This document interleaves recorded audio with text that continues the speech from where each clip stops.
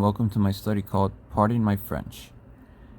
In this study I will be discussing a good alternative to the main line of the French, which may be tricky for white players.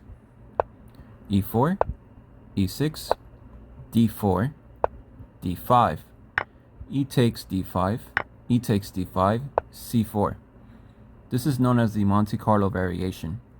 I'll be having a lot of games where I go discussing this line in more detail.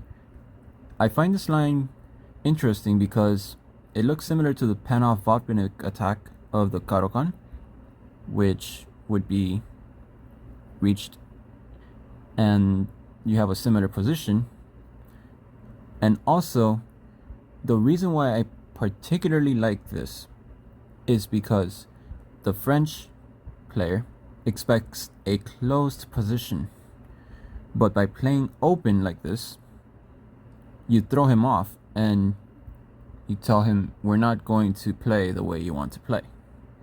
Sorry. Hopefully you are good in open games, because that's what you're going to get. c6. Normally knight f6 is played here, followed by knight c3, but c6 is another move that's seen. Knight c3, h6. This is not a typical move and probably questionable. The idea is that he wants to avoid any bishop g5 after knight f6, but I'm not sure I want to develop my bishop there. I'm more particularly concerned about castling. Bishop f4 is basically a free move with h6, so I take this opportunity to bring out my bishop. Knight to f6. What's interesting is that he has queen to b6 here, but I may just answer that with queen to d2. Knight to f6, bishop to d3. The idea is to move my knight to e2 now in case of a check by the queen. Bishop to d6, queen to f3.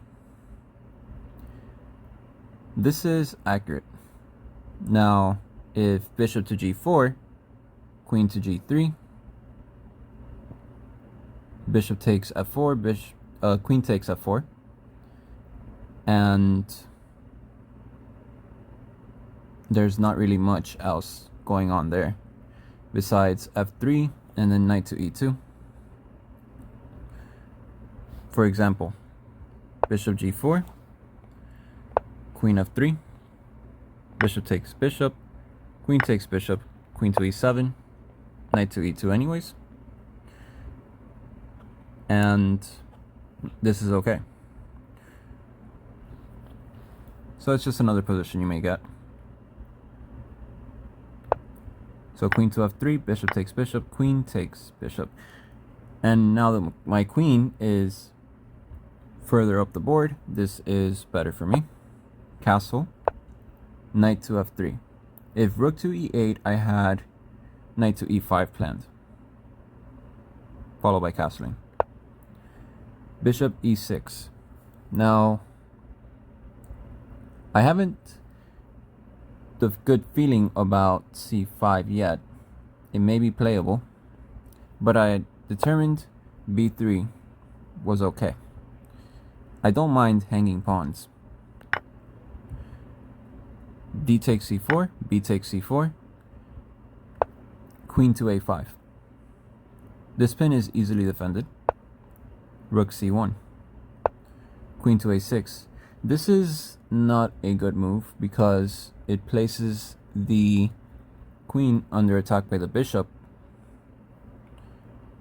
through an x-ray. Knight to e5. Actually, yes, so after this I would suggest knight bd7, continuing to develop. So knight to e5, knight bd7, castling, knight takes knight. That is not good because now I get a very strong pawn on e5. He did not expect that and probably expected me to keep my pawn structure on c4 and d4, which is not really the point of hanging pawns. So maybe a miscalculation on his part. D takes e5, knight d7. And now a cute maneuver, queen to e4, g6, queen to f4. So now I've provoked a weakness as talked about in The Art of Attack by Vukovic, which I would recommend reading, by the way. King to g7, and now a concept that Nimzowitsch talks about ad nauseum, overprotection. When something is very valuable, you should do everything you can to protect it. Rook f e1, queen to a5, and a rook lift to e3. So rook to e3, rook to h8, because rook to h3 may have been a threat. h4. I was also debating rook to e1, queen takes c3, bishop takes g6, queen to a5, bishop takes pawn. Although I'm not sure of the consequences of this position, but it looks good for white as well. I just did not have enough time. The king is very exposed here, and besides the fork that I have, I just have to be careful about the rook on e1. But it looks promising. I just had not had enough time to analyze it. Maybe e6 now. And it looks very bad. So h4, queen to c5, rook ce1, queen to a5, bishop to b1, queen to c5. It appears that he's very passive at the moment, waiting for me to make a mistake, but the plan in those cases is just to improve my position by removing a strong defender, and that will be the knight on d7. It is very annoying and hasn't let me do anything. Rook a to d8. So at this point we are getting in time trouble with 2 minutes left on the clock, but I find a way to solidify my position more with rook to d4, queen to e7, knight to e4, and white's position is unbearable at this point. c5, rook to d6, so I'm just encroaching on my opponent. b6, rook to g3. I'm essentially in position now. Bishop to f5 is a blunder, but there's not much else that he could have done. Queen takes bishop, queen takes pawn on e5. And now what would you play here?